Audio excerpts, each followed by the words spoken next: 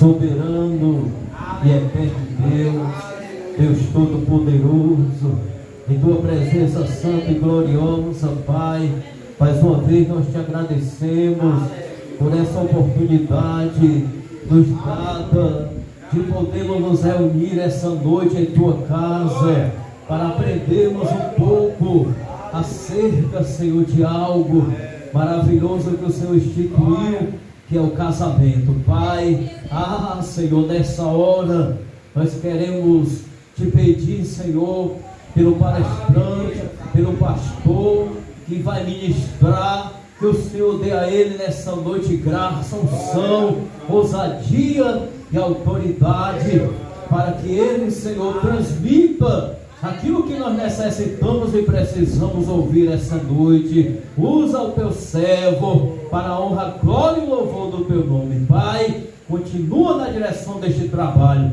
repreenda tudo aquilo que é contrário, que nessa hora a sua graça, o seu poder, o seu Espírito Santo tenha liberdade para nos ajudar a realizar este evento. Pai, nós te agradecemos por tudo. Muito obrigado por termos conseguido chegar nesse lugar que é a tua casa. Continua conosco, em nome de Jesus Cristo. Amém.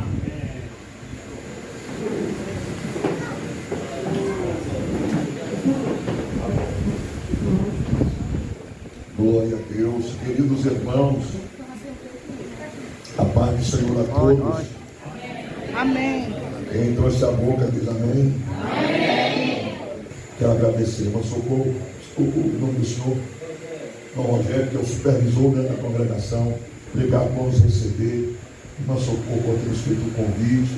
Como já disse, a gente congregou junto lá nos Volte 3 em Fortaleza, na época da juventude, né? A gente evangelizava muito junto ali, aquelas outras Volte 3, campanhas evangelísticas. E para mim está sendo um prazer revê-la, conhecer seu esposo, né? E é um prazer estar com vocês nesta noite. Me faço acompanhar da minha esposa, irmã Nilda. A irmã Nilda, ela trabalha com o departamento, quer dizer, antigamente era departamento, hoje é Ministério Feminino. Aliás, não é mais que terceira mulheres. Já mudou um bocado de legal, não. Antigamente era departamento de senhoras, depois Ministério Feminino, e agora é TC Mulheres. E a irmã Nilda, ela trabalha, ela rege um conjunto de senhoras, umas 100 mulheres, né? Um conjunto de 100 mulheres na nossa sede em Fortaleza. Para quem não nos conhece, a gente congrega na sede do Templo Central em Fortaleza e servimos a Deus ali na função de pastor auxiliar. E a irmã Nilda, como estou falando, rege um conjunto de senhoras e também faz parte do Ministério de Louvor, do círculo de oração também da nossa sede. E agora vamos ao que interessa, né? Que é a nossa palestra propriamente dita. Vocês receberam aí esse folhetozinho, que é onde está baseada a nossa palestra. Acabou já?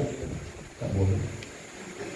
Eu mandei fazer, eu acho que 40, né? Porque o irmão Socorro tinha me dito que pelo menos umas 30 pessoas, né, estavam comprometidas com esse evento.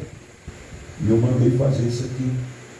Você pode abrir, você vai ver que está baseado no nosso esboço da nossa palestra, que tem como tema atitudes que fortalecem o relacionamento.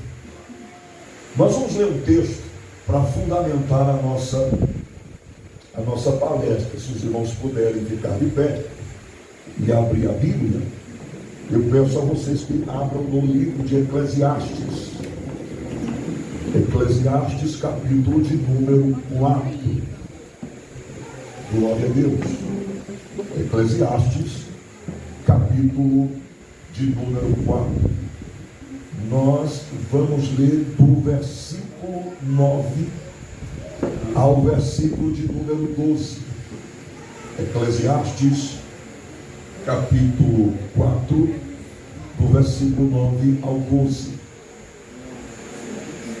Glória a Jesus. Quem já conseguiu localizar, diga amém. Agora não diz hoje aqui. Leiamos. É melhor serem dois do que um, porque melhor paga tem, porque tem melhor paga o seu trabalho. Se um cair, o outro levanta o seu companheiro. Mas ai do que estiver só, pois caindo não haverá quem o levante. Também se dois dormirem juntos, eles se aquentarão, mas um só, como se aquentará? E se alguém quiser prevalecer contra um, os dois lhe resistirão, pois o cordão de 3 dobras não se quebra tão depressa. Amém? Antes dos irmãos sentarem, gostaria de fazer só mais uma oração, pedindo a bênção de Deus sobre o que vamos falar. Querido Senhor, queremos te glorificar e te exaltar por este momento tão especial. Eu quero te glorificar, Senhor, pela vida de cada família aqui representada, pela vida de cada casal que nesta noite teve a disposição de participar deste momento. Eu creio, Senhor, que serão momentos preciosos, serão momentos em que nós aprenderemos do teu Espírito. Eu peço a tua bênção sobre cada um dos teus filhos, peço a tua bênção sobre a vida da minha esposa, sobre a minha vida, sobre a vida dos teus servos que supervisionam esta congregação. Fale conosco aquilo que precisamos ouvir. Eu imploro e suplico pela inspiração do teu Espírito, que o Senhor possa nesta noite abrir as portas da revelação da palavra e nos ensinar como devemos nos portar, como devemos nos comportar diante deste grande desafio que é a vida a dois. Em nome de Jesus, eu peço a tua bênção, agora e sempre. Amém. E graças a Deus, irmãos, podem tomar assento.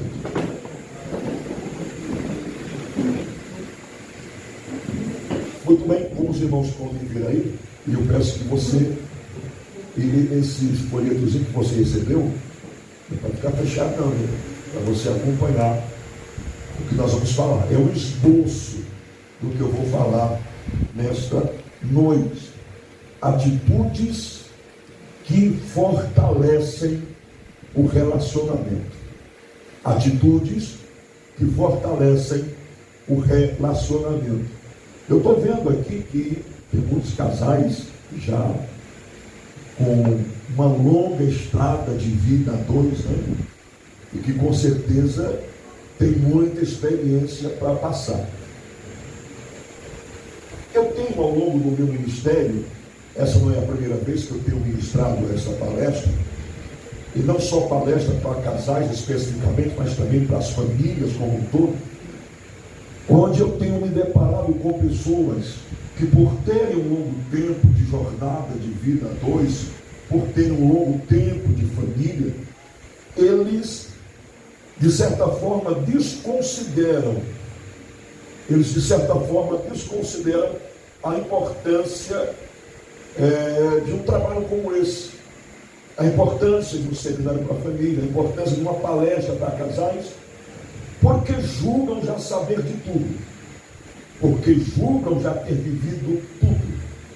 Porém, nós precisamos nos conscientizar de que nós nunca saberemos de tudo, nós nunca aprenderemos tudo. Eu lembro de uma frase dita por um pastor muito conhecido. Ele disse que a gente vai vivendo e aprendendo e morre sem saber de nada. É vivendo e aprendendo e morre sem saber de nada. Porque todo dia a gente vai aprendendo alguma coisa. E que na vida a dois, na vida em família, não é diferente. Principalmente nos tempos em que nós estamos vivendo, onde os desafios de se manter, onde os desafios de se conservar um relacionamento E a união da família está se tornando cada vez mais difícil.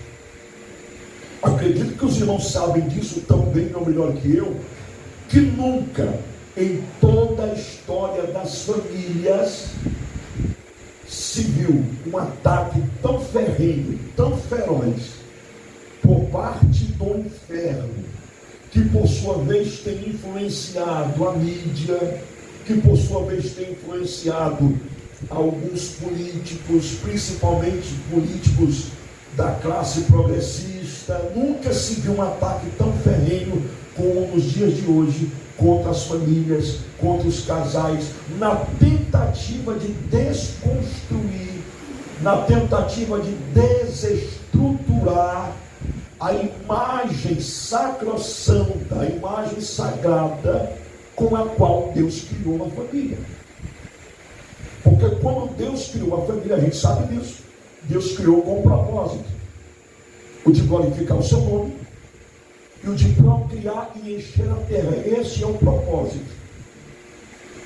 Mas a modernidade de hoje está querendo de qualquer forma desconstruir esse propósito, desconstruir esta imagem. E os irmãos sabem de que forma eles querem fazer isso, querendo empurrar de goela abaixo que é normal pessoas do mesmo sexo manterem um relacionamento. Eles querem nos fazer aceitar, concordar e reconhecer com esse modelo de relacionamento. Mas, meus irmãos, como eu estava dizendo, o que nós precisamos compreender, repito, é que a vida a dois, e aqui eu já entro no nosso folheto, é que a vida a dois nunca foi fácil. A vida a dois nunca será fácil. A gente tem mania, principalmente antes de contrair um matrimônio, de romantizar. E quando eu falo de romantizar a vida a dois, eu estou me referindo ao fato da gente querer e criar uma imagem de que a vida a dois vai ser uma vida de mar de rosas.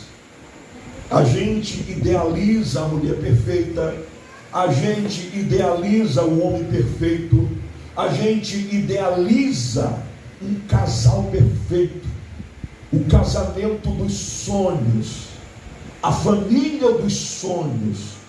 É assim que a gente idealiza, é assim que a gente pensa, é assim que a gente sonha antes de se casar, sem imaginar, contudo, que durante a trajetória da vida a dois nós iremos nos deparar com situações em que por vezes a gente vai até desejar nem ter casado. A verdade é essa. Acredito que alguns de nós já devem ter passado por momentos assim em que a gente pensa: meu Deus, para que eu vou inventar de casar, né? Eu lembro de uma frase proferida pelo pastor Carlos Duarte, que é especialista nessa área.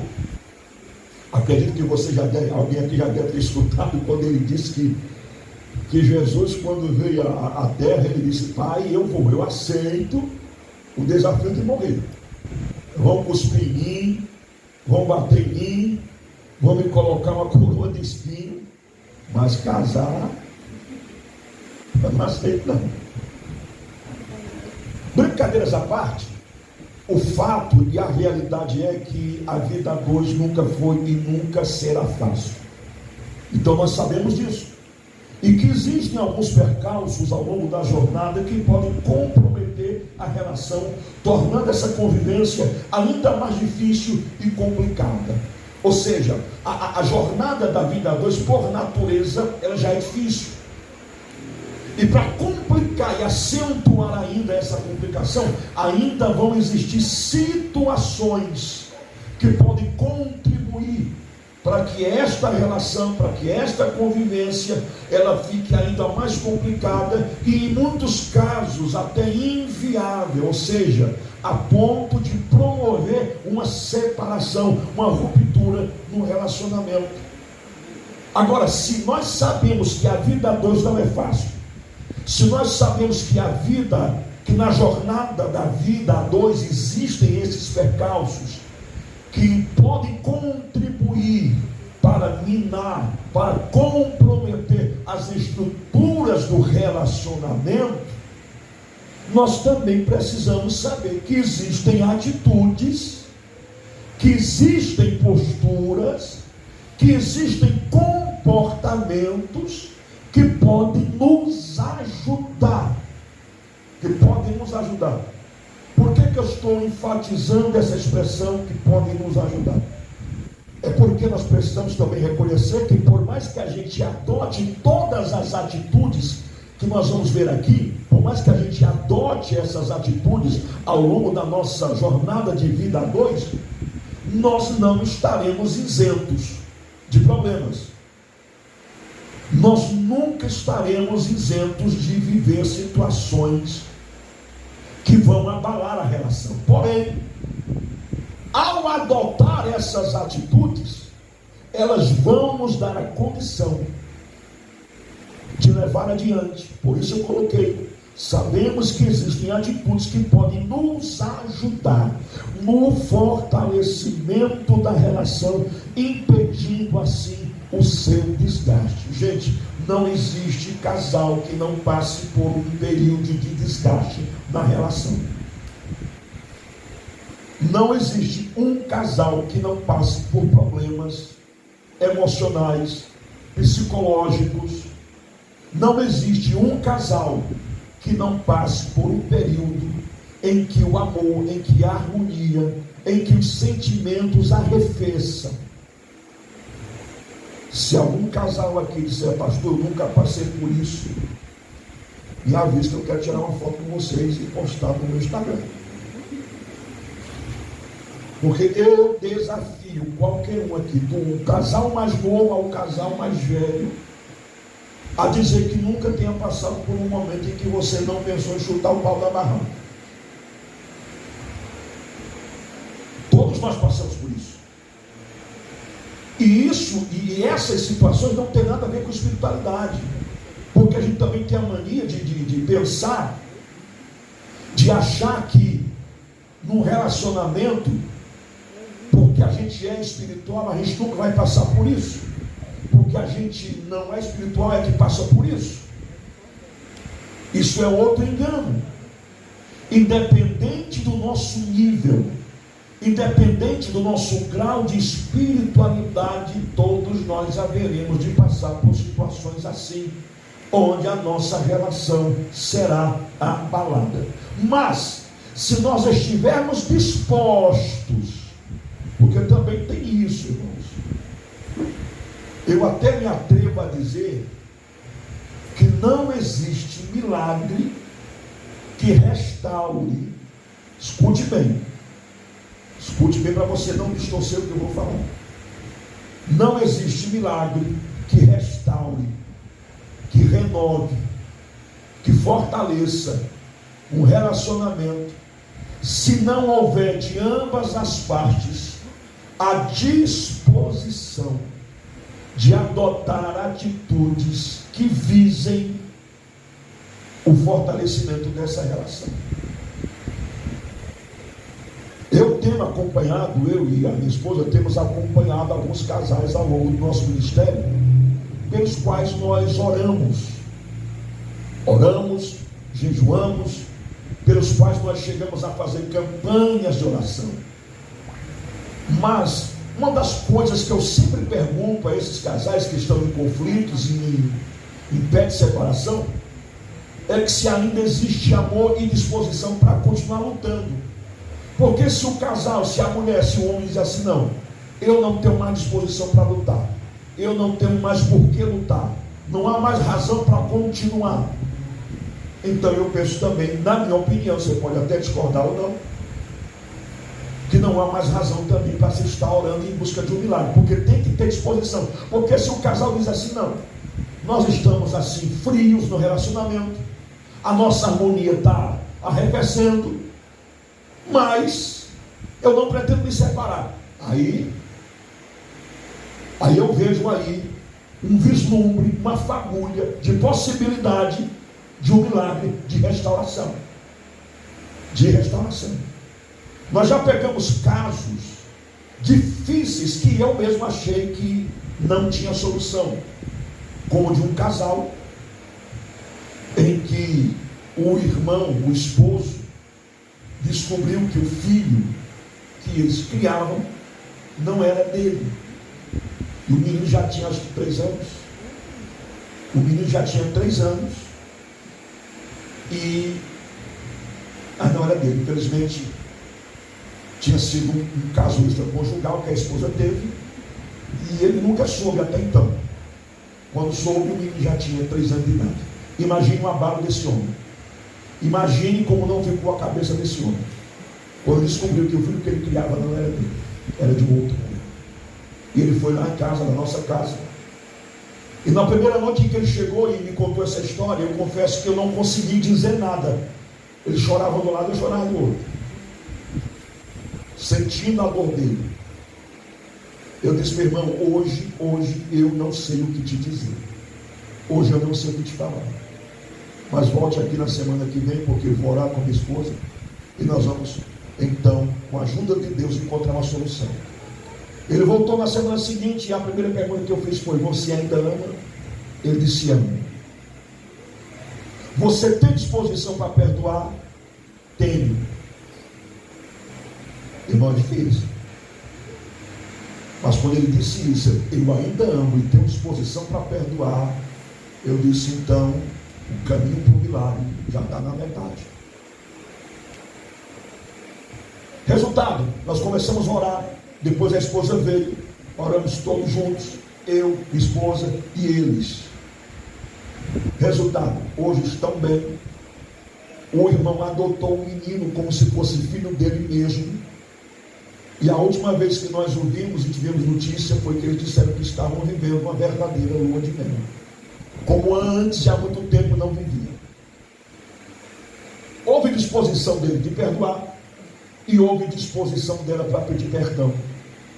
Houve disposição dele para continuar e dela também.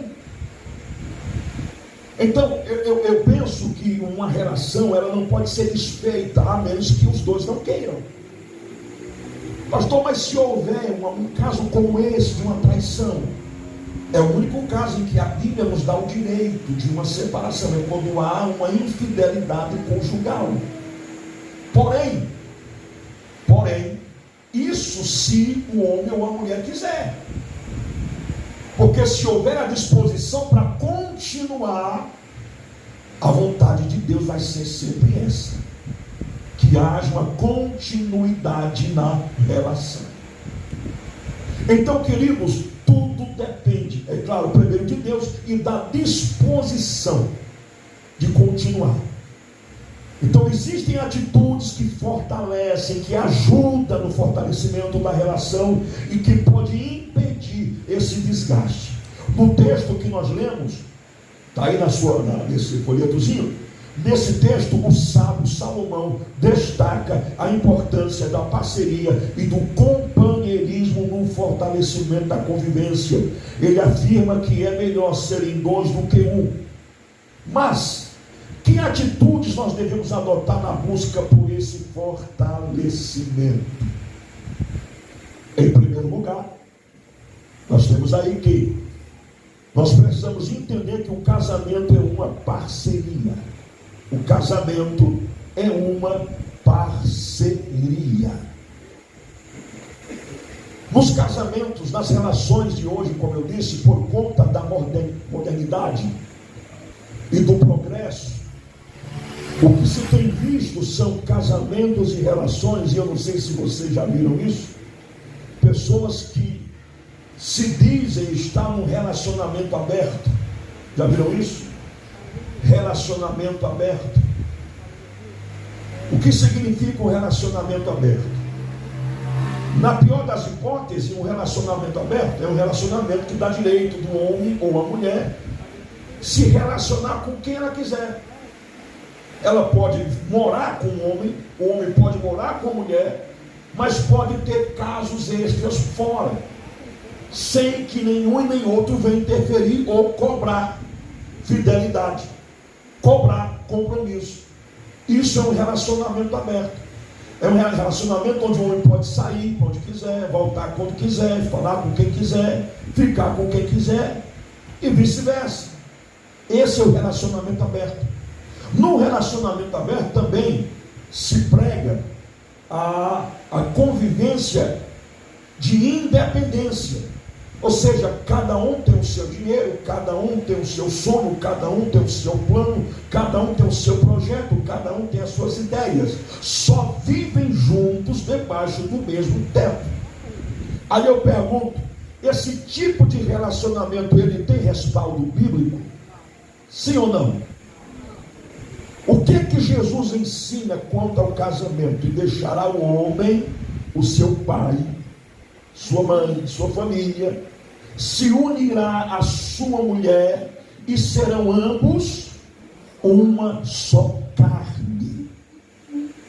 Uma só carne. Ou seja, quem entra no matrimônio achando que vai poder ter a mesma vidinha de solteiro, está enganado. É preciso ter a consciência de que há uma parceria no casamento, onde você vai compartilhar absolutamente de tudo com o seu parceiro. Isso é parceria. É quando você tem a consciência de que vai ter sim que compartilhar com o seu parceiro tudo o que diz respeito a você.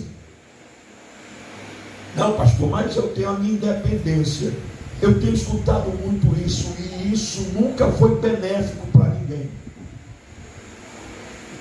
Isso nunca foi benéfico para o casal. Você tem o seu dinheiro, eu tenho o meu. Irmãos,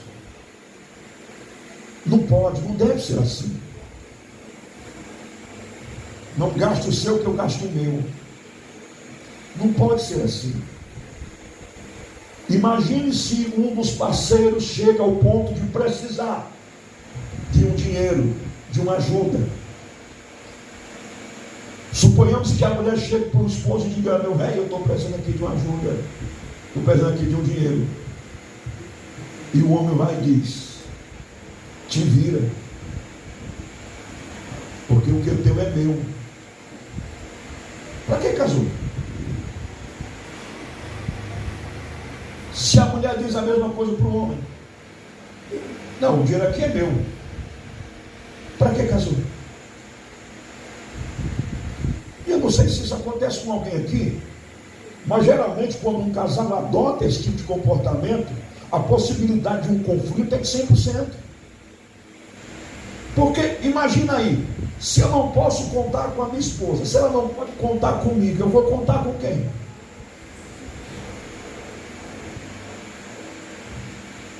Se eu não posso estender a mão para minha esposa e ela não pode estender a mão para mim, quem é que vai fazer isso? Por isso que o relacionamento, ele só se sustenta se ele for feito na base da parceria. Eu aprendi, acredito que vocês também, que casais inteligentes, eles crescem juntos. Eles constroem os seus sonhos juntos. Todos os planos de um é o de outro. Ah, pastor, mas eu não concordo. É direito seu de não concordar.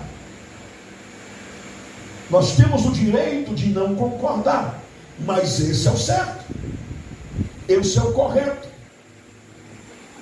Jesus já ensinava que uma casa dividida não subsiste, que um reino dividido não subsiste. E isso se aplica ao relacionamento a dois, isso se aplica à convivência familiar.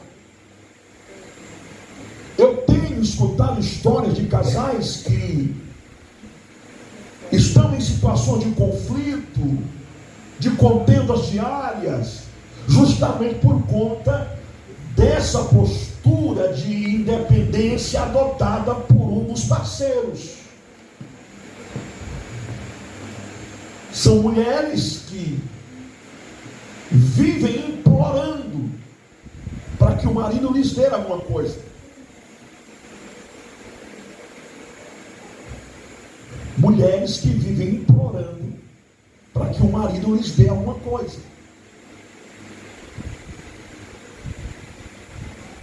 Interessante é que na época do namoro não era assim, né? Você lembra de como era no namoro? Quando você pedia alguma coisa para ele corria o mundo para lhe atender. Aí quando casa, a coisa fica diferente. A mulher fica implorando para receber alguma coisa, um dinheiro, para fazer uma unha, para ajeitar o cabelo. E o camarada que no namoro achava lindo quando ela se arrumava, agora fica dizendo: para que isso?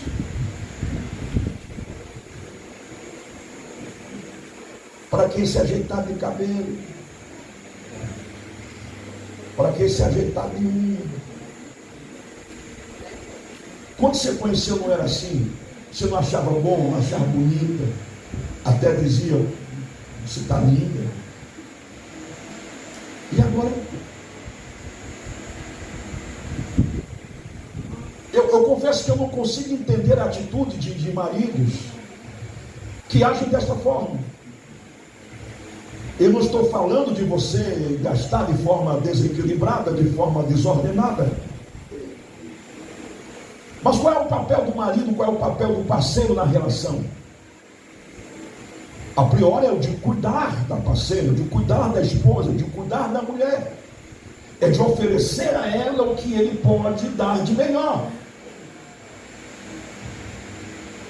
Assim se estabelece uma relação de parceria. Uma das atitudes que mais contribui para o desgaste de uma relação é o individualismo. Vou ler de novo. Uma das atitudes que mais contribui para o desgaste de uma relação é o individualismo. Individualismo em todos os aspectos. Individualismo financeiro, o individualismo de ideias. Eu sei que cada cabeça tem um pensamento, mas na vida a dois, as ideias, elas precisam, de certa forma, convergirem uma com a outra, se relacionar uma com a outra. Porque imagina se tu tem um plano de ir embora e a mulher não, ou vice-versa. Se um tem o plano de vender uma casa e o outro não, se um tem o plano de comprar um carro e o outro não. E geralmente essas divergências de ideias, elas acabam gerando conflito. Principalmente quando um dos dois bate o pé e diz: não, eu vou fazer, pronto, e acabou. Nós precisamos entender e aprender de uma vez por todas que esse tipo de atitude tem implicações na relação. Não, mas eu tenho razão. Irmão, é melhor ser feliz do que ter razão. Pastor, não entendi, não entendeu não? Eu vou dizer de novo e vou explicar. É melhor ser feliz do que ter razão. Às vezes o conflito e a briga, a contenda, o desgaste do relacionamento acontece justamente por isso, porque um dos dois, não, eu tenho razão, pronto, e acabou. Se monta em cima da razão e vai-se embora. E às vezes é preferível, é louvável, é benéfico que a gente abra mão da relação, ou melhor, da razão, em nome da felicidade, em nome da paz. O que adianta você se montar na sua razão e viver uma vida de conflito? Eu nunca esqueço uma frase que eu ouvi quando eu era adolescente, mas já participava de seminários da família. E eu lembro que o saudoso pastor Elias Gonçalves Pinheiro, não sei se alguém aqui chegou a ouvir ou conhecê-lo, pastor Elias Gonçalves Pinheiro, foi um dos nossos pastores no Tempo Central. Passou para Jesus, eu acho que há 2 anos atrás, não lembro bem quanto tempo já faz. Mas ele ministrava um seminário para a família lá na congregação do João 23. E eu lembro de uma frase que ele disse assim, que um lar com paz, um relacionamento com paz, é um pedaço do céu na terra. Mas um relacionamento, uma família que briga, que vive em contenda, é um inferno inteiro. E esse esse tipo de relacionamento, de conflito, só acontece por conta da nossa vaidade, do nosso orgulho, de achar que temos sempre razão. E isso às vezes acontece mais, me permitam aqui os meus pares, acontece mais com os homens. Não, eu sou o homem, eu sou o chefe, sou eu que mando e desmando, e faço e desfaço. Num relacionamento saudável, isso não existe, ou não deve existir. Eu sei que o que eu vou dizer aqui agora pode parecer estranho, e você pode até não aceitar, mas eu vou dizer assim mesmo. É que numa discussão, quem ganha não é quem grita, é quem se cala. Não é quem grita, é quem se cala. Você quer ver a mulher ou o homem parar de resmungar, de reclamar? É só ficar calado. Ele não vai passar o dia brigando sozinho. Ela não vai passar. A irmã chegou para o pastor e disse: pastor, eu não aguento mais meu marido. Chega em casa todo dia uma briga. Todo dia uma briga. Ele fala uma coisa, eu falo duas. Ele fala duas, eu falo três. Aí o pastor disse: já sei como é que eu vou resolver o seu caso. Quem é que começa? Geralmente é ele. Pô, então a senhora vai fazer o seguinte: quando ele chegar aqui e começar a discutir, a senhora vai na geladeira, pega um copo d'água e bota na boca. Botar um copo d'água, bota um copo d'água na boca e engula não, fica com água na boca. Mas pastor, que água essa água é benta? Como é? Não, só bote na boca. Não engula. Não engula. E ela fez. O marido chegou reclamando. Ela correu na geladeira, encheu a boca d'água e ficou com a boca cheia d'água. E a discussão e a zoada do marido não demorou 3 minutos. Parou. Por quê? Porque ela não respondia mais, estava com a boca cheia d'água. Então, mais ou menos aí que funciona. O individualismo também existe esse aspecto, né? Um outro aspecto do individualismo que rouba esse aspecto de parceria na relação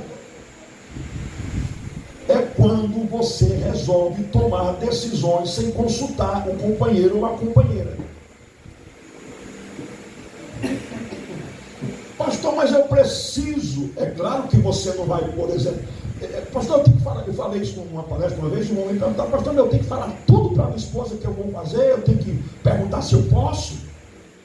Quer dizer que se eu vou chupar um din-din, eu tenho que perguntar se eu digo: não, pelo amor de Deus, não é isso que eu estou dizendo, não. Eu estou falando de decisões que têm implicações na relação. Por exemplo, se você e o casal constrói uma casa juntos, os dois investem na casa. A casa é dos dois. Mesmo que não houvesse investimento dos dois, mas casou, o que é de um é de outro. Ponto, acabou. Mas de repente o homem resolve vender a casa sem perguntar à esposa. De repente ele chega em casa e diz: minha velha, acabei de vender a casa. Como assim? Vendi. E nós vamos morar onde? Não sei. A gente se vira. O que é que você acha que vai acontecer? Vai ter conflito ou não? É lógico que vai. Então vamos colocar na cabeça, irmão, que o casamento é uma parceria. No casamento, o que é de um é do outro. O que é de um é do outro. Se a gente, olha, são coisas tão pequenas, são detalhes, às vezes, que a gente considera insignificante, mas que faz toda a diferença numa relação. Que faz toda a diferença. Olha, eu não estou aqui pagando de homem perfeito, de casal perfeito, mas eu tenho procurado, de certa forma, viver o que eu estou falando isso aqui para vocês. De calar quando é preciso, de perguntar quando é preciso, de chegar e perguntar: o que é que você acha? Você acha que vai dar certo? Vamos fazer ou não? Vamos investir ou não? Vamos comprar ou não? Irmão, isso evita tanto conflito que você nem imagina. Essa é uma das atitudes que fortalece a relação. Imagine um homem que faz tudo só. Imagine uma mulher que faz tudo só. Imagine um casal que faz tudo sem se comunicar com o outro. Como é que essa relação vai se fortalecer? Imagine a mulher que toma uma decisão, ou o homem que toma uma decisão e acaba, me permite a expressão, quebrando a cara por conta da decisão errada que tomou. Aí ele chega para a esposa e diz: minha filha, eu fiz um negócio ali que não deu certo, eu tive prejuízo. Se a mulher for ignorante, ela vai dizer no mínimo: bem feito. Faz de novo.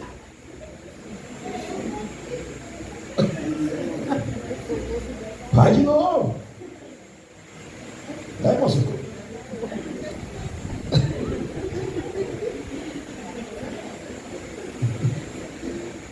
Fala Deus, né?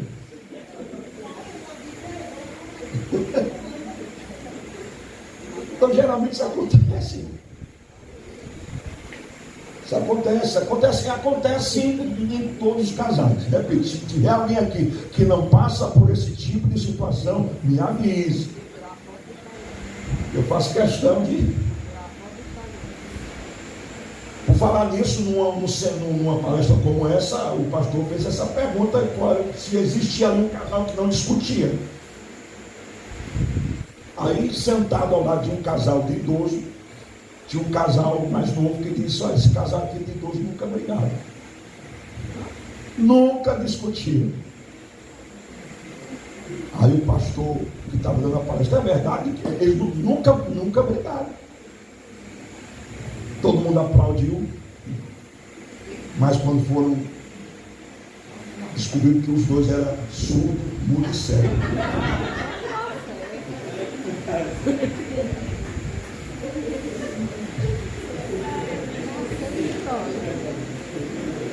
Assim realmente não tem como discutir.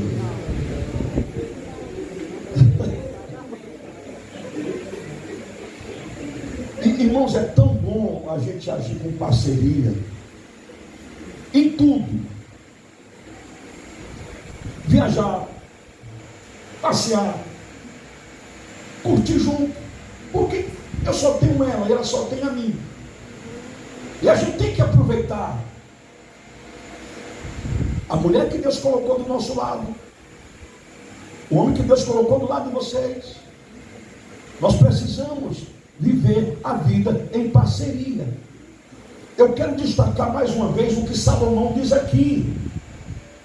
Se você está com a Bíblia aberta ou não, escute. Ele diz que é melhor serem dois do que um. É melhor serem dois do que um.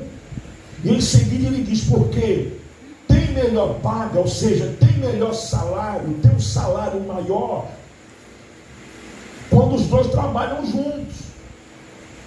E ele diz no versículo 10: se um cair, o outro levanta o seu companheiro. Percebam aí o valor e a importância da parceria.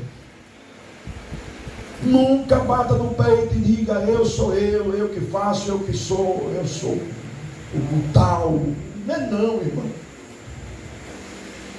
Não é não. Alguém aqui, vou falar aqui para os homens, perguntar para os homens: você já teve doente mesmo, que precisava da sua esposa colocar na sua boca a comida? Já teve doente da esposa precisar levar você para o banheiro e dar banho?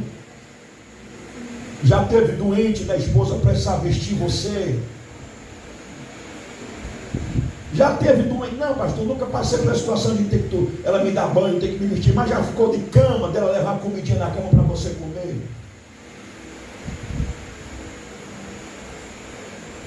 Já chorou doente?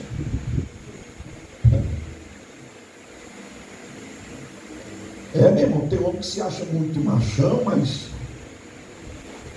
se a mulherzinha não estiver do lado,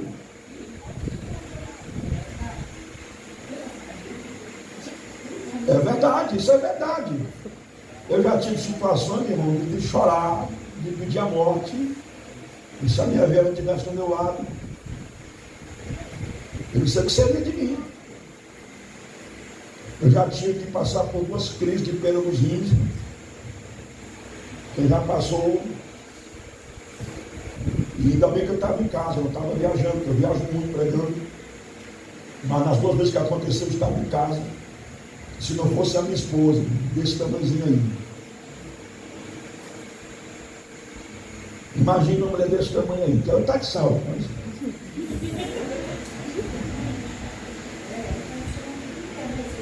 Não estou chamando não, você é.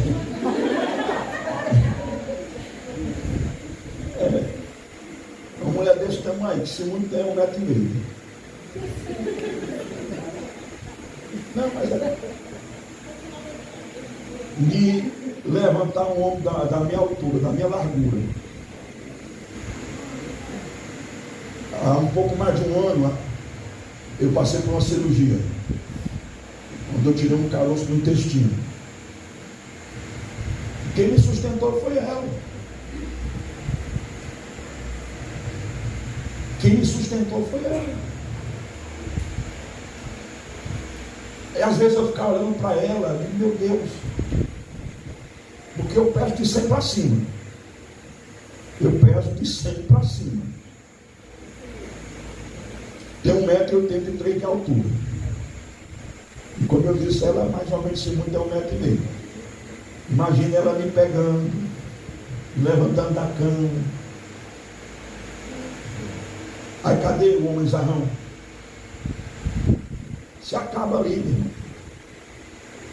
Se acaba ali. A mulher, ela pode não ter a força física de um homem, mas emocionalmente, psicologicamente, eu estou para ver alguém mais forte. Estou para ver alguém mais forte que uma mulher. Ela adoece e vai para a igreja. Eu adoeço e fico para morrer. Ela adoece, ela vai para a igreja, ela canta, e se eu adoecer, eu fico na mão. Mas eu destaco aqui a importância da parceria. Da parceria. Então a gente não é individual. Nós não somos independentes um do outro. No casamento existe essa interdependência. Somos dependentes um do outro. E está na Bíblia, é melhor serem 2 do que um. Isso aqui não é história de homem, não. Está na Bíblia. É melhor ser 2 do que um. Então essa é a primeira atitude que fortalece o relacionamento. É a parceria, a consciência de que o casamento é uma parceria. Em segundo lugar, o que é que eu devo fazer para fortalecer o relacionamento? Segundo, conquiste a confiança do seu parceiro, da sua parceira, por meio de atitudes honestas e sinceras. A confiança é uma das bases que dá sustentabilidade a qualquer relacionamento, seja entre amigos, marido e mulher, pais e filhos e irmãos. A confiança é a base que dá sustentabilidade a qualquer relacionamento. A qualquer relacionamento. E essa confiança, ela deve ser conquistada, colocamos aqui, com atitudes honestas e sinceras. Você nunca vai conquistar a confiança de alguém impondo, obrigando. Você tem que confiar em mim. Pois faça por onde eu confio em você. Faça por onde.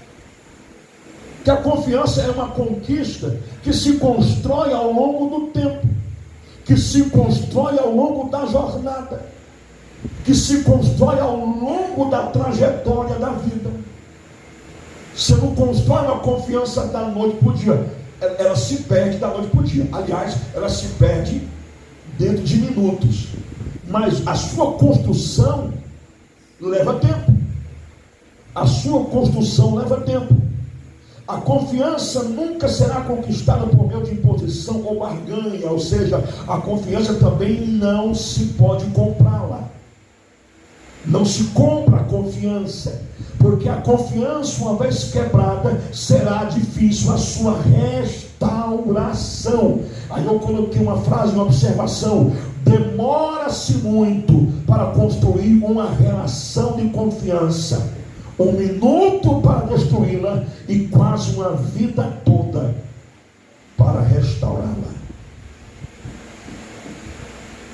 Se você puder grifar essa frase aí, demora-se muito para construir uma relação de confiança, leva-se 1 minuto para destruí-la e quase uma vida toda para restaurá-la.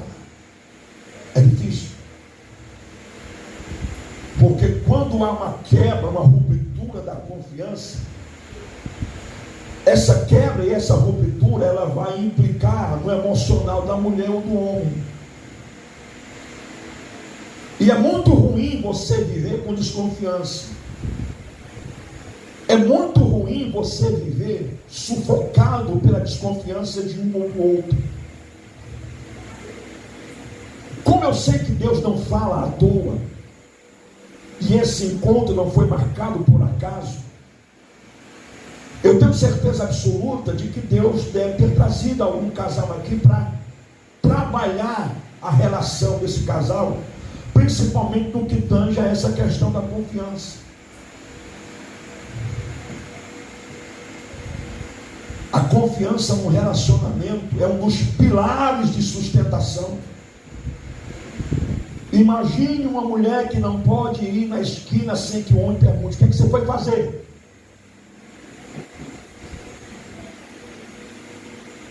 Imagine uma esposa, uma mulher que está ali vendo o celular, vendo um vídeo, e você: o que é que está vendo aí? Está conversando com quem? E vice-versa.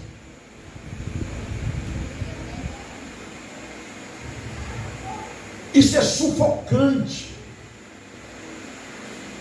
Viver debaixo da desconfiança é sufocante. Você não poder ir na casa de uma irmã, não poder ir na casa de um amigo. E vocês sabem que há casos em que até mesmo visitar a família é motivo de briga. E tem casais, e tem mulheres, e tem homens que proíbem o parceiro de visitar a própria família. Me diga se isso é vida. Porque, irmãos, eu aprendi uma coisa ao longo da minha vida. Por mais desconfiança que você tenha do seu parceiro, por mais que você tente monitorar os seus passos, pode ter certeza de uma coisa: na hora que um ou o outro quiser errar, vai errar. Vai errar. E você não vai estar lá para ver, você não vai estar lá para ouvir, você não está lá para observar. Pastor, o que é que eu devo fazer? Apenas confie, porque se houver nele, se houver nela uma consciência cristã, se houver temor, se houver fidelidade, meu irmão, dorme tranquilo, durma tranquila. Pronto. Não é a nossa, repito, a nossa desconfiança que vai impedir de um ou de outro errar, se for o caso. Então, para de ficar vigiando. Para de ficar pegando no pé. Para de ficar instigando, pressionando.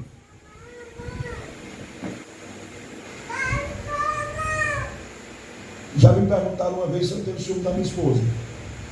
Aliás, uma vez não, Carlos. Eu digo que ela nunca me deu motivo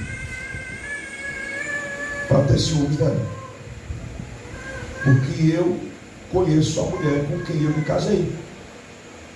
é humana, é sujeita a erros, mas eu sei com quem eu me casei.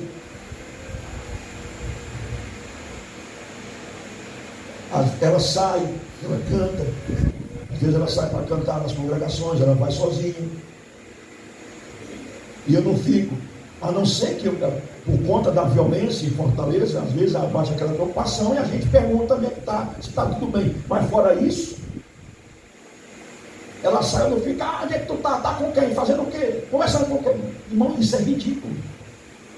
Isso é ridículo para um casal, principalmente para um casal crente. Um casal crente.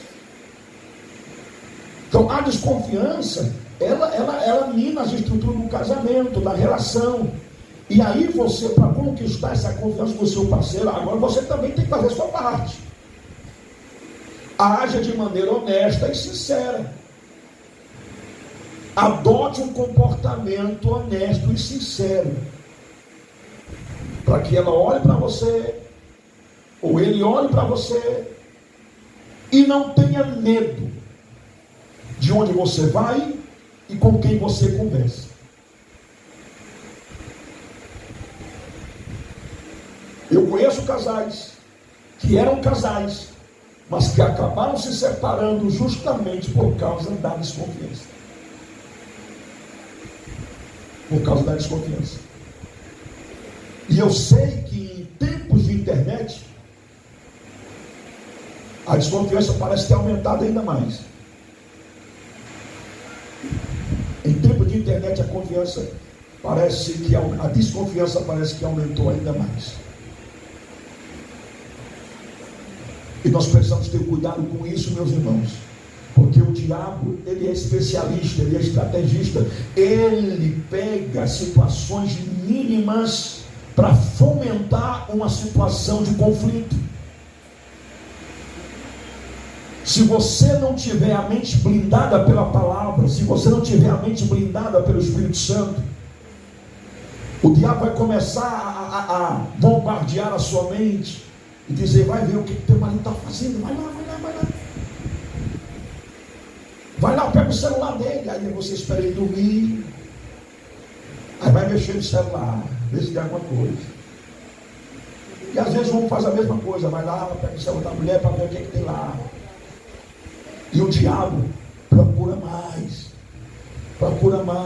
não tem nada, mas o diabo fica lá e você fica colocando na cabeça, talvez tivesse, mas apagou. O diabo é especialista nisso, meus irmãos. O que vai sustentar um casal no que tange a fidelidade um para o outro é a sua consciência cristã e o seu temor a Deus. Então, se ele teme a Deus, se ela teme a Deus, fica tranquilo, durma tranquilo. Meu Deus, tem gente que até sonha, tem pesadelo. Eu conheci um irmão que acordou uma madrugada levando um beijo da mulher, porque a mulher sonhou. Sonhou que ele estava com caso, e o pobre dormindo, acordou com uma mãozada no pé do vidro, sem saber nem o que estava acontecendo. Sem saber o que estava acontecendo.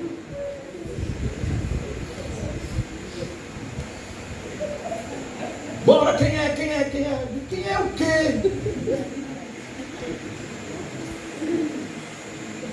Sei que foi difícil, coitado, se livrar daquela situação. Em plena madrugada, acordar apanhando, porque a mulher sonhou que ele estava tendo um caso. Sei que a confiança ela é conquistada através de atitude sincera. Se você for sincero, se você for honesta, essa possibilidade da confiança ser construída, ela com certeza é de 99%. Quer conquistar a confiança da esposa? Seja sincero, seja honesto. Quer conquistar a confiança do esposo? Seja sincero e seja honesto. Agora, cada um, repito, tem que ter a disposição de confiar. De confiar. Eu disse essa semana para o irmão, querido, como eu disse, a gente está sempre acompanhando casais, e eu disse para um irmão, aliás, para uma irmã que desconfiava do esposo, eu digo: olha, é o seguinte, teu esposo é crente, teu esposo é obreiro, e você precisa confiar, porque se ele tiver consciência do que é certo e do que é errado, ele não vai fazer. Se ele tiver temor a Deus, ele não vai fazer. E se ele fizer, pode ter certeza que um dia a prestação de conta virá. Ninguém escapa. A fatura chega. Então é por isso que eu digo: fiquem tranquilos. Não deixem o diabo minar a relação com essa desconfiança. Em terceiro lugar, para fortalecer a relação, seja um ponto de apoio moral e espiritual para a sua família. Seja um ponto de apoio moral e espiritual para a sua família. Por vezes, na jornada da vida a dois, vão acontecer situações que podem abalar um dos parceiros ou toda a família. Nessas horas, um dos parceiros precisa oferecer apoio moral e espiritual um ao outro. Veja o que Salomão diz aqui no texto que nós lemos no versículo 10. Se um cair, o outro levanta.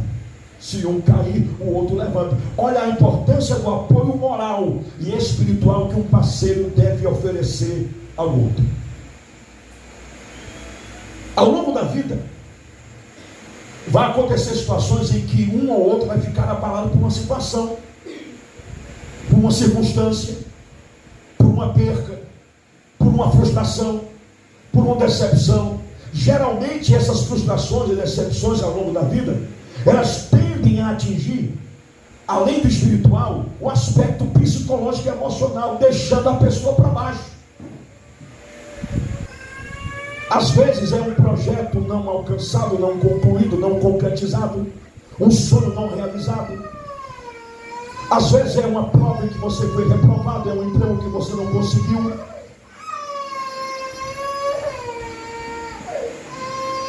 Enfim, são várias situações que podem deixar a pessoa para baixo. Às vezes uma doença que entra na família e que pode abalar as estruturas.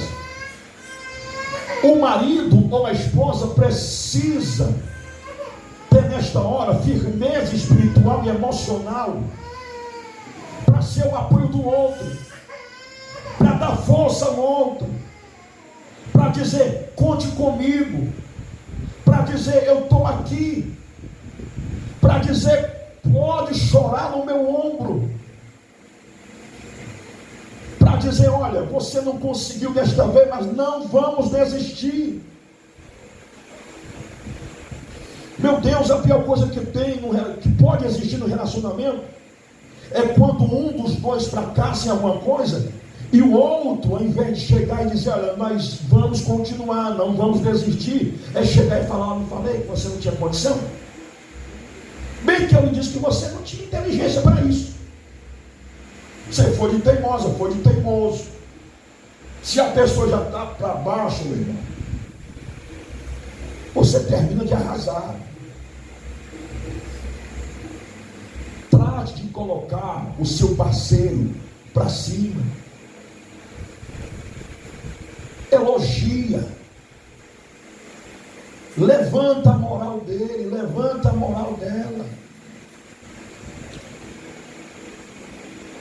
Quantas vezes na nossa vida chegamos a momentos assim, que ela chega tristinha e no fim aconteceu isso. Eu digo: olha, não pense nisso não. Deus lhe chamou. Foi Deus quem chamou. Foi Deus quem levantou. Você é o que é porque foi Deus quem quis.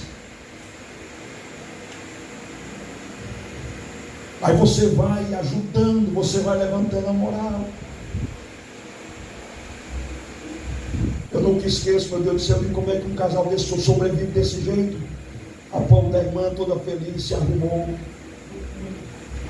e se apresentou para o marido, cantando: meu velho, o que é que você acha? Estou bonita,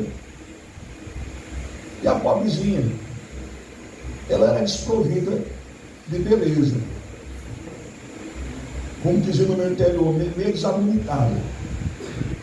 Mas o marido, eu acho que é uma obrigação do marido olhar para a esposa e falar: você está linda.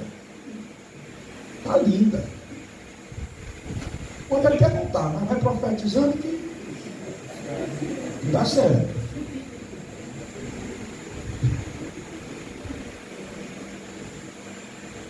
Elogia. E você, eu acredito que você já recebeu elogio e você sabe o quanto isso é importante.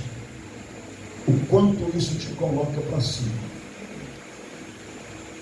Às vezes, como pregador, eu tenho dito que a minha melhor crítica é a minha esposa. A melhor crítica que eu tenho é a minha esposa. Quando eu prego bem, ela diz que eu preguei bem. Quando não, eu também diz. E isso, de certa forma, me ajuda a reparar os erros. A reparar os erros. Quando ela canta, eu digo: minha filha, você errou nessa letra. E ela tem uma mania de tocar. Uma vez ela cantando, disse que José abriu um mar vermelho.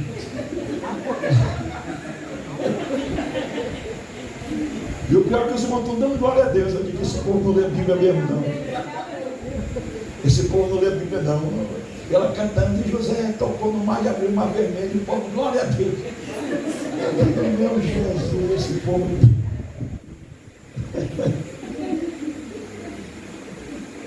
Não, mas a gente conversa. Eu digo: olha, faltou isso, você deixou de fazer isso. Mas é uma crítica construtiva, irmão. Porque tem a destrutiva, você sabe disso. Tem a crítica destrutiva, que é aquela que põe você para baixo, que é aquela que põe você para ficar arrasado. E eu acho que não existe nada pior do que você receber uma crítica destrutiva. Porque ninguém é perfeito, todo mundo erra, todo mundo falha. Ninguém faz nada 100%. Agora, se você quer fazer algo e continuar trabalhando, vá lá e diga. Se você quer dizer que a pessoa errou, diga com jeito, diga com cuidado, diga: olha, eu acho que você precisa acertar nisso aqui.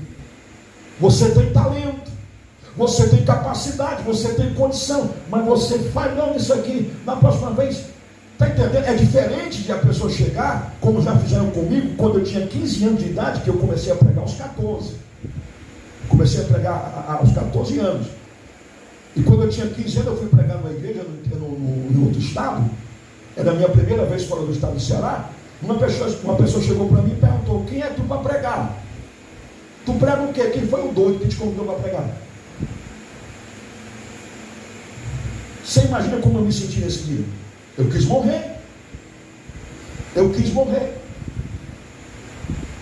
A pessoa chegar para você, apontar o dedo na sua cara e falar: quem é tu para pregar? Tu prega o quê?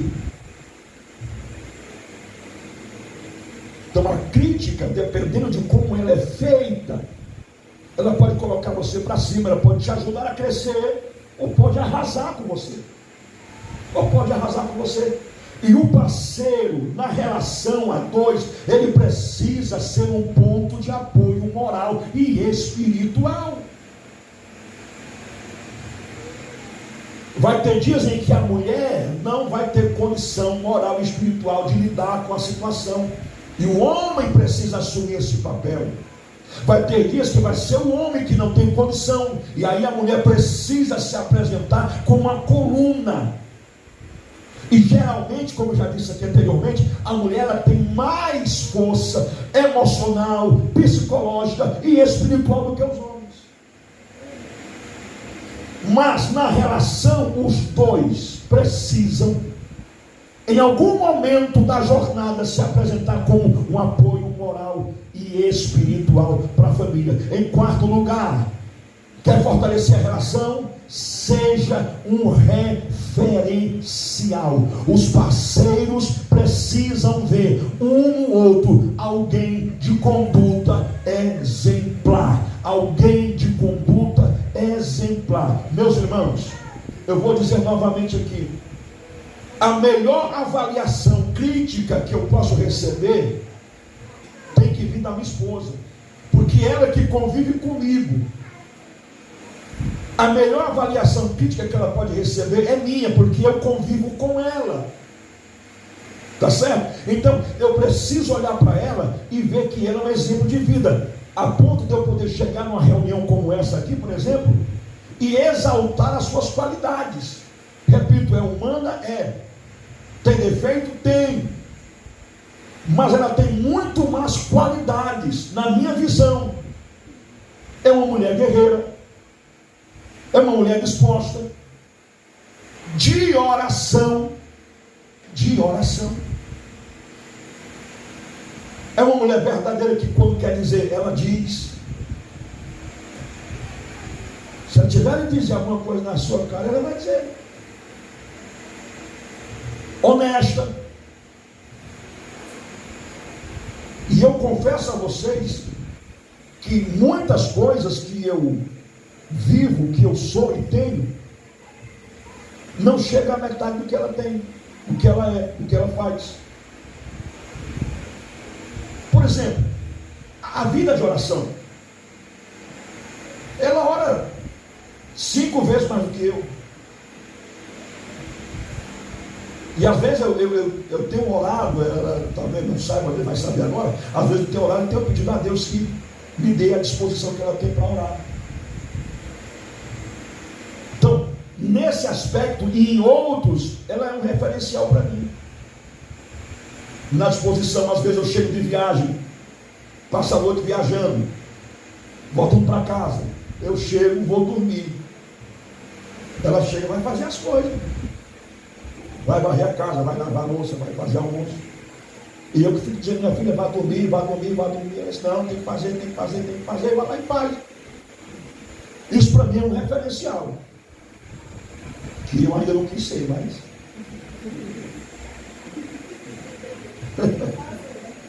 mas é um referencial. Eu vejo isso como um exemplo de vida. A relação fica mais sólida quando conseguimos ver em nosso parceiro alguém em quem a gente possa se espelhar. Precisamos produzir em quem nos cerca o desejo de ser como somos. Irmão, isso aqui é tão importante para a vida de um crente. Se é importante para a vida de um crente, imagine para a vida de um crente enquanto casal, enquanto família. Produzir em quem está perto, em quem nos cerca, em quem convive conosco o desejo de ser como somos. E quando eu falo do desejo de ser como somos, eu estou falando do caráter, eu estou falando do comportamento, eu estou falando da vida espiritual. Certamente que eu devo estar falando aqui para um irmão que olha para o esposo, que olha para a esposa e que admira alguma coisa nele, que admira alguma coisa nela, e que talvez isso te inspire e te faça ter vontade de ser do mesmo jeito, como eu acabei de dizer em relação à minha esposa. Eu tenho vontade de ter a vida de oração que ela tem, porque é inadmissível um casal viver sem poder dar testemunho um do outro, sem poder dizer, olha, o meu marido é um homem de Deus, a minha mulher é uma mulher de Deus. Eu acho triste, irmãos. E a gente conhece, eu sei que vocês conhecem pessoas assim, em que a esposa não pode dar testemunho do marido, e vice-versa, porque às vezes a vida pública não corresponde com a vida privada. Ou seja, aqui tem uma postura, aqui tem um comportamento, e em casa, dentro de casa, quando as portas estão fechadas, quando está só com os filhos, quando está só com a esposa, o comportamento é completamente diferente. E está cheio de histórias e historinhas que refletem essa situação. Como por exemplo, o menino que chega para o pastor, ou melhor, chega para a mãe e pede para a mãe falar com o pastor, para a família vir morar na igreja. Mamãe fala com o pastor deixar a gente morar na igreja. Por que, meu filho? É porque aqui na igreja o papai lhe trata tão bem.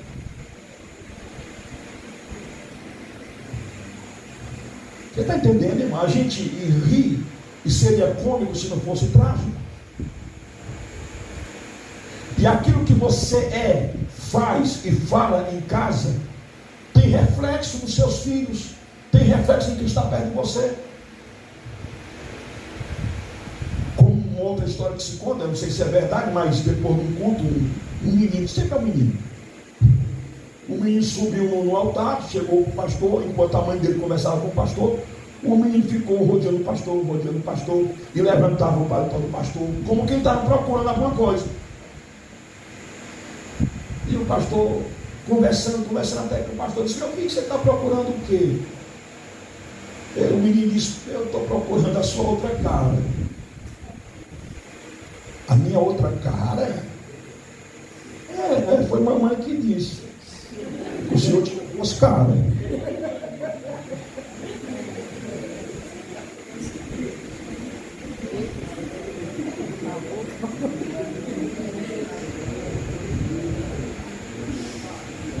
Então seja um referencial.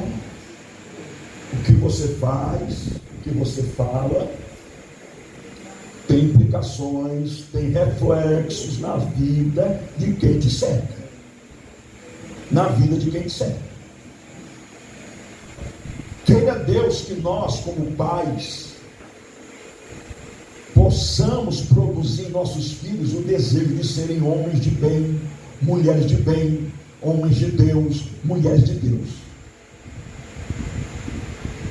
Tem muitos filhos de crentes que não querem saber da igreja por causa do mau testemunho dos pais. Vocês sabem disso. Tem filhos de pastor que não querem saber de ministério, que não querem saber do altar, que não querem saber de pregar, que não querem saber nem de Deus, por causa do comportamento do pai. Então eu preciso produzir em quem me vê, em quem me conhece. E aí eu falo de quem me cerca, de quem convive comigo, o desejo de ser como eu sou, de ter uma vida de santidade, uma vida de comunhão, uma vida de humildade, uma vida de simplicidade. Eu preciso produzir essas qualidades em quem me conhece, em quem principalmente convive comigo. Em quinto lugar, vamos já terminar. Em quinto lugar, olha, irmãos, essas duas últimas aqui são muito importantes. O que é que eu preciso fazer para fortalecer a minha relação? Procure reconhecer e corrigir os seus erros. Eu vou repetir: procure reconhecer e corrigir os seus erros. Um outro fator que contribui muito para o desgaste de uma relação é a nossa indisposição de reconhecer os nossos erros e muito menos de querer corrigi-los.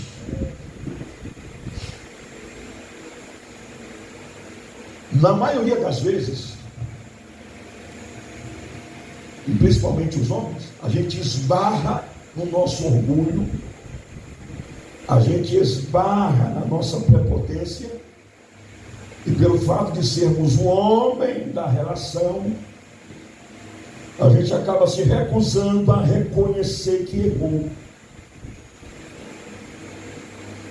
E se há uma dificuldade em reconhecer que errou, ela se torna ainda maior quando é para pedir desculpa. Quando é para dizer: me perdoe, eu errei. Baixar a cabeça. Eu, pastor, baixar a cabeça para a mulher. É para a sua mulher. É para a sua esposa. É para a sua parceira. Se você quer ter harmonia dentro de casa, num relacionamento, errou, errei. Tenha humildade de reconhecer. Tenha humildade de pedir perdão. e o parceiro ou a parceira, pelo amor de Deus, tem a disposição de perdoar. Porque também tem isso, às vezes a pessoa pede perdão e o outro diz, não, perdoa não. Eu morro e não perdoo. E você precisa saber que a falta de perdão é como tomar um copo de veneno sozinho. Só quem vai morrer é você. Só quem vai morrer é você. Então não adianta, não é bom você ficar guardando essa mágoa, esse rancor no coração e se recusar a perdoar. Se recusar a pedir perdão, irmão, isso salva tanto um relacionamento. Todos nós estamos sujeitos, ninguém é perfeito, ninguém acerta o tempo todo, mas a nossa disposição em reconhecer e corrigir os nossos erros fortalece a relação. Ninguém está livre de pisar na bola, ninguém está livre de errar, ninguém está livre de dar uma mancada, ninguém está livre de fazer algo que desagrada o parceiro. Se errou, baixa a cabeça e diga, me perdoe. Há algo de espiritual aí. Há algo de Deus nessa atitude. Quando você consegue reconhecer que errou e pedir perdão. E isso vale tanto para o homem quanto para a mulher. Porque se você bate no peito, ou bate o pé no chão e diz, ou se nega a reconhecer que errou, se nega a pedir perdão, você está minando o terreno da relação, que não vai demorar muito para ser abalado. Para ser abalado. Em sexto e último lugar,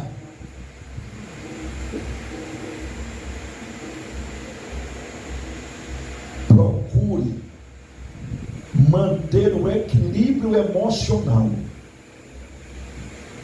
e não use o seu temperamento como desculpas para justificar atitudes grosseiras. Eu vou repetir isso aqui. Procure manter o equilíbrio emocional e não use o seu temperamento como desculpas para justificar atitudes grosseiras.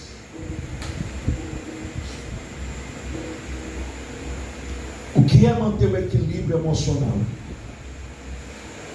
Eu coloquei aqui que sabemos que existem temperamentos diferentes.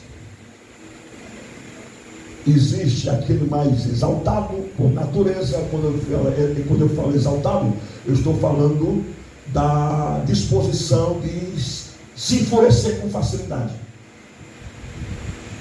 Então existem os mais exaltados, existem os mais quietos, os mais pacíficos, enfim, são os mais variados, existem os mais variados tipos de temperamentos. Nesse caso aqui, quando eu falo de manter o equilíbrio emocional, eu estou falando de você controlar as suas ações, controlar o seu comportamento, controlar as suas atitudes e não usar o seu temperamento como desculpa. Eu gritei porque eu sou assim mesmo, eu machuquei porque é o meu jeito, se quiser é assim, e não é assim.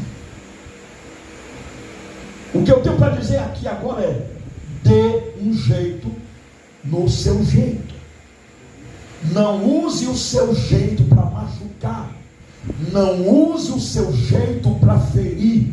Não use o seu jeito para justificar um comportamento agressivo. Não é porque eu sou assim mesmo, tem que aceitar assim, eu grito mesmo, e eu bato mesmo, e eu acabo mesmo. Como se isso te desse autorização e licença para maltratar o teu companheiro e vice-versa. Não é assim que funciona. Eu aprendi ao longo da minha vida ministerial, como crente, como gente, que Deus não muda a natureza de ninguém. Se você nasceu zangado, vai morrer zangado. Se você nasceu calmo, O mundo vai desabar e você está lá. É? Conhece alguém assim? O mundo desabando e lá cantando, eu quero trabalhar.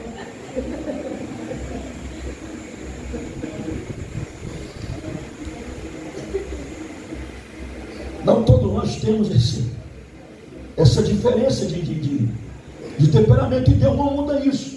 É a sua natureza, é a sua personalidade. O que é que Deus muda? Deus muda o caráter, porque o caráter ele é adquirido a partir do meio ambiente em que você vive, com as pessoas com quem você convive. Isso é o caráter. Se roubava, não rouba mais. Se mentia, não mente mais. Se praticava alguma coisa desonesta, não pratica mais. Isso é o caráter. O temperamento não. Isso não muda, mas ele pode ser equilibrado. Ele pode ser dominado.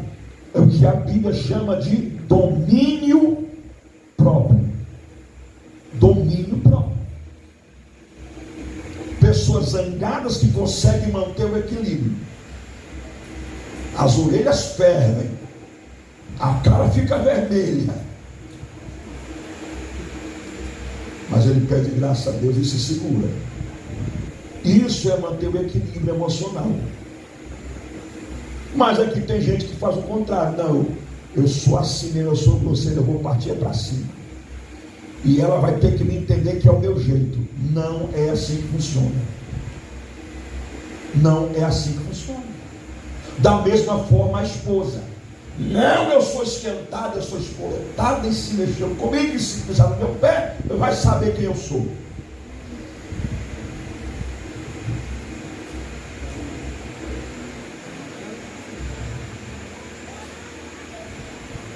Eu vejo aqui o pessoal rindo, né? Vem dizendo, isso é para mim. Isso é para mim. Mas é sério, irmãos. É muito ruim você conviver com uma pessoa com quem você vive todo o tempo em situação de conflito. E é muito ruim você conviver com uma pessoa que se aproveita do fato de ter um temperamento explosivo para maltratar. É preciso que a gente tenha essa consciência, nós como crentes, como casais cristãos que somos, pedir a graça de Deus para nos ajudar a manter esse equilíbrio. Porque se você se monta, se você usa o seu temperamento para justificar suas ações grosseiras e vai sempre fazendo isso, como é que você acha que vai, ou onde você acha que vai dar esse relacionamento? Onde você acha que vai dar? Onde vai chegar? Como é que vai acabar? Eu vou dizer aqui uma frase, já para entrar na reta final, que no primeiro momento talvez possa causar um espanto. O que é que você acha que sustenta uma relação? Alguém pode levantar a mão e dizer o que é que sustenta uma relação? Um relacionamento? Pois não, querido? O amor. O amor. Quem mais acha que é o amor? O irmão eu também acha. É o companheirismo. Companheirismo. Pois bem, alguém já viu o amor sobreviver a uma situação de violência? A uma situação de maus tratos? Você conhece algum casal que no princípio do relacionamento se amavam, mas por conta do comportamento nocivo, violento do marido ou da esposa, o casamento acabou, o relacionamento se desfez? Você conhece alguém assim? Conhece alguém assim?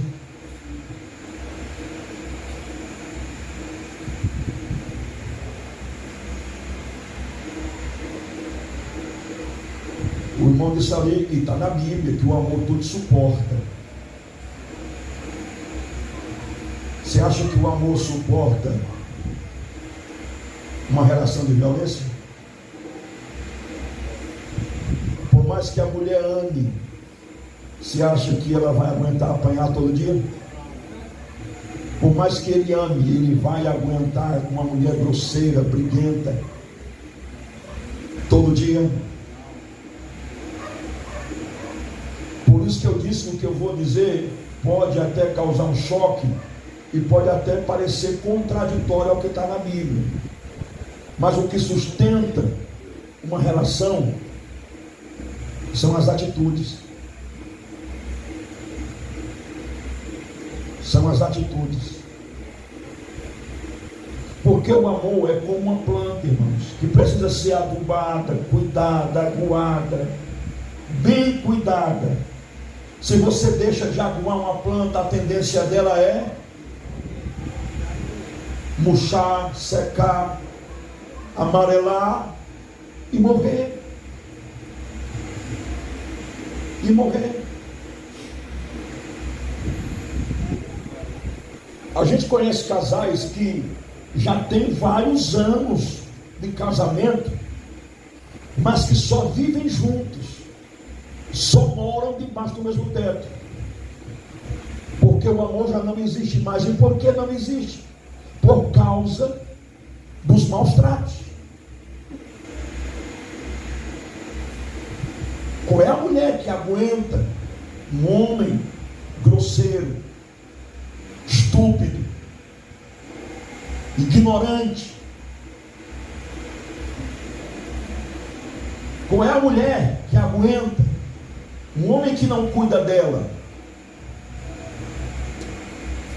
Qual é o homem ou mulher, a mulher que aguenta um homem que não alimenta a família, que a deixa sozinha?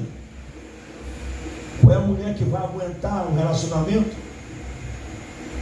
onde o homem não se preocupa com ela, não dá atenção para ela?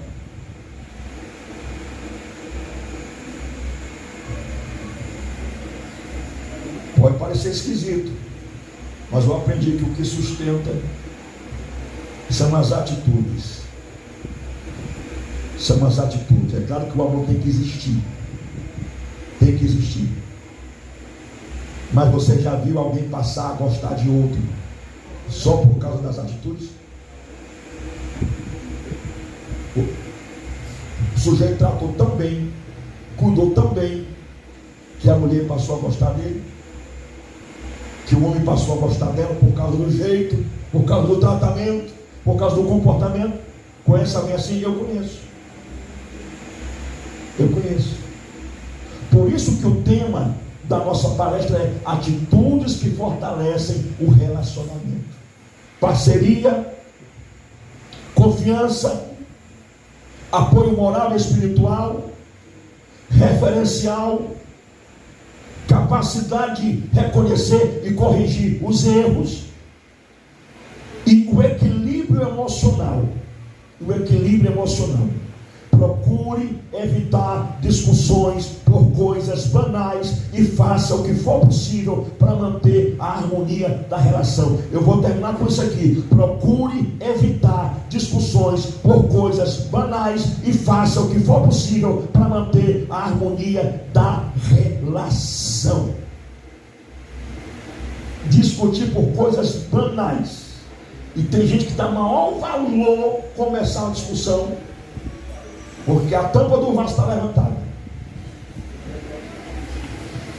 porque a toalha molhada ficou em cima da cama.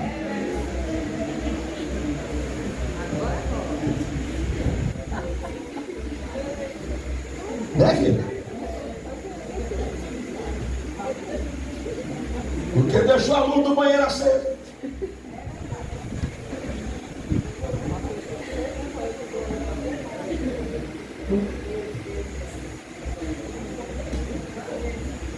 O lugar desse sapato não é aqui não. Aí começa. Ah, por que eu arrumo essa casa toda? Ah, por que eu varro essa casa toda? Ah, por que eu... E tu vai lá e vai. Essas camisas acabei de arrumar. Ela está toda espatifada.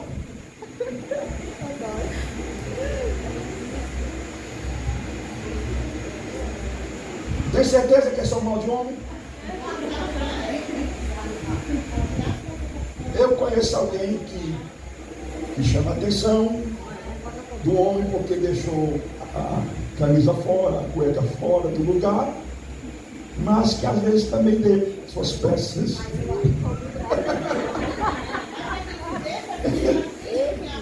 Ah, tá. Aí vocês têm direito, né? Aí tem direito de bagunçar, né?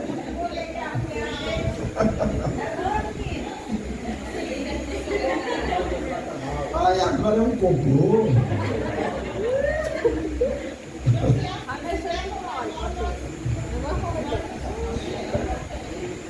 Bom, brincadeiras à parte, o que a gente precisa é evitar discussões desnecessárias a partir de uma situação como essa, né?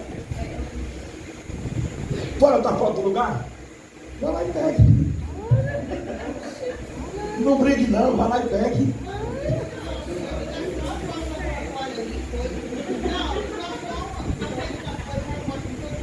Agora.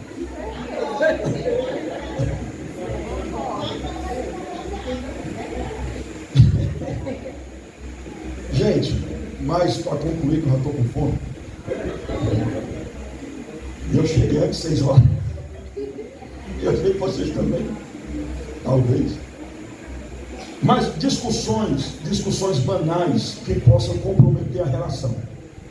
Eu sei que são coisas pequenas diante de situações que a gente conhece e que acabam em discussões sérias. Eu reconheço que às vezes eu arracaio um pouco, né?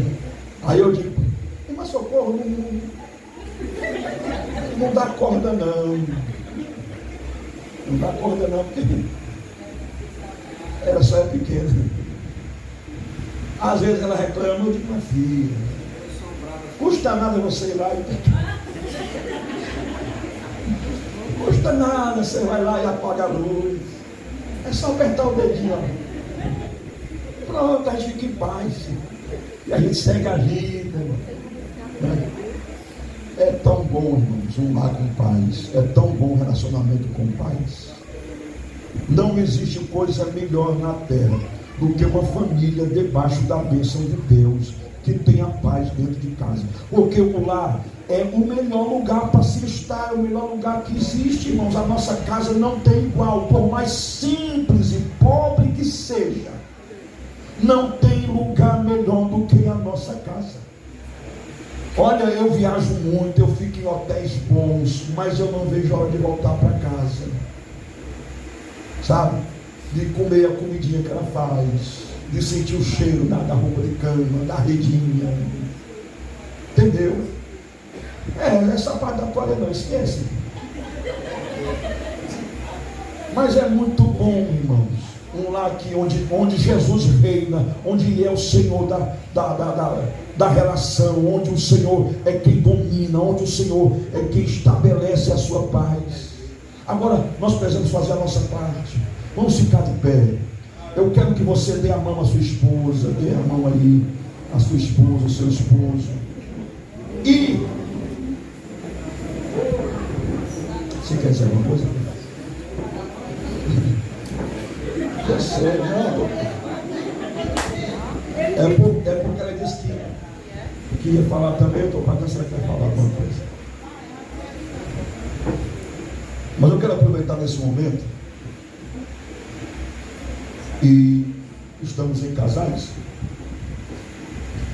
Se tem alguém aqui, se algum casal aqui, se algum irmão, irmã precisar, sabe que precisa pedir perdão ao seu companheiro, aproveite agora. Só olhar para ele, olhar para ela, dizer: minha filha, meu filho, me perdoe. Irmão, pedir perdão é para os fortes. O fraco não pede perdão não. Só pede perdão quem é forte. Só pede perdão quem é forte. E eu quero aqui aproveitar, já que eu tomei essa iniciativa, de pedir perdão à minha esposa, que eu sei que às vezes ela... Às vezes eu sei que faço coisas e falo coisas né, que desagrada, que deixa triste. Mas a gente vai pedindo perdão e vai continuando, porque a gente não pode deixar a raiva crescer, a mágoa crescer, a discussão crescer, porque a gente não pode deixar a situação de conflito dominar.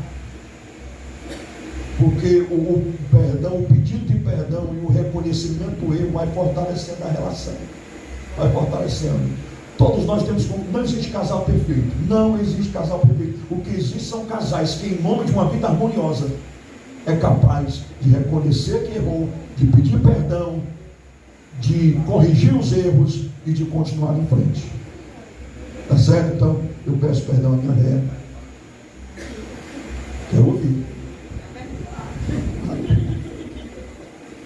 Enfim, então vamos lá e pedir a graça de Deus sobre todos nós. Não é isso? Em nome de Jesus, feche os seus olhos. Pai querido, Pai amado, ó Senhor, eu te agradeço por estes momentos preciosos em que tivemos a oportunidade, Senhor, de juntos ver a Tua Palavra, meditar na Tua Palavra.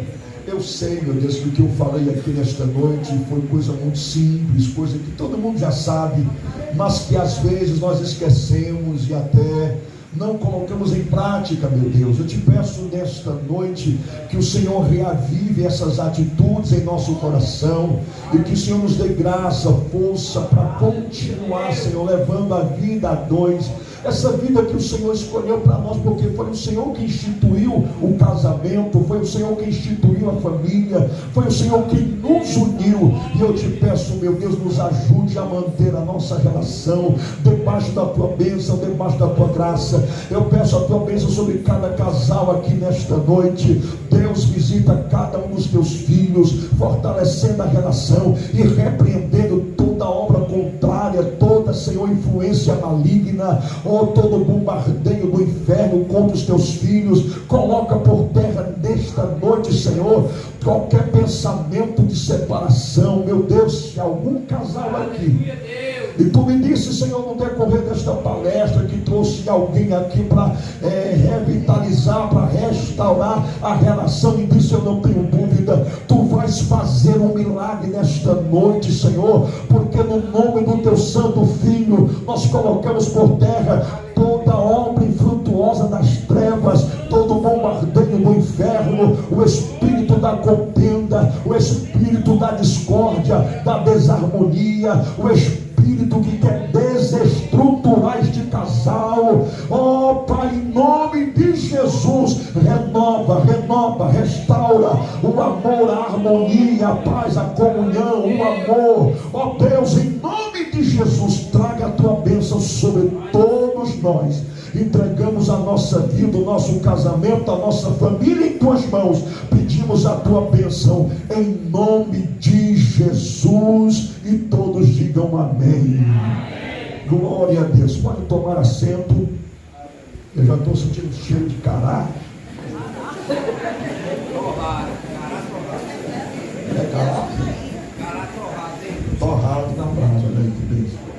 Meus irmãos, eu quero agradecer, já esqueci o nome do senhor de novo. Rogério. Pastor Rogério, obrigado por essa oportunidade, por nos confiar este culto. Irmã Socorro, obrigado pelo convite. Deus abençoe, foi um prazer estar com vocês. Peço que a bênção de Deus continue repousando sobre a vida de cada um de vocês. Orem por mim, orem pela minha esposa, irmã Nilda. Nós temos um ministério de pregação, ela de louvor, e nós precisamos das orações dos santos, em nome de Jesus. Deus seja com vocês e que a relação de vocês continue debaixo da bênção de Deus. Antes de devolver o microfone ao pastor, eu quero aqui apresentar para os obreiros, para os pregadores aqui, esse livro. Esse livro é de minha autoria. Ele é muito útil para quem prega, para você que é pregador ou até pregadoras. Nesse livro eu dou algumas dicas de como se prepara uma mensagem. Você tem vontade de aprender a preparar uma mensagem, mas tem dificuldade? Nesse livro eu dou algumas dicas de como se prepara uma mensagem. Falo sobre a importância do vocabulário, a importância do conhecimento bíblico, a importância do conhecimento secular, a importância de uma vida consagrada e outras dicas importantes que todo pregador precisa saber. E em segundo lugar, nesse mesmo livro, eu coloquei 50 esboços de mensagens, 50 esboços já prontos para você pregar. Você só vai ter que se ajoelhar em cima e pedir a graça de Deus. Mas você já vai ter 50 mensagens prontas para ministrar. Aqui tem mensagem para a família, para culto de avivamento, para culto de missões, para culto de jovens, para cultos evangelísticos, cultos missionários e outros assuntos. Tá bom? Então, se alguém interessar, procura logo após a reunião. Quanto é, pastor? É só R$15. Apenas R$15. Aí você pode pagar em dinheiro ou no Pix. Tá certo? Deus abençoe a todos vocês, em nome de Jesus.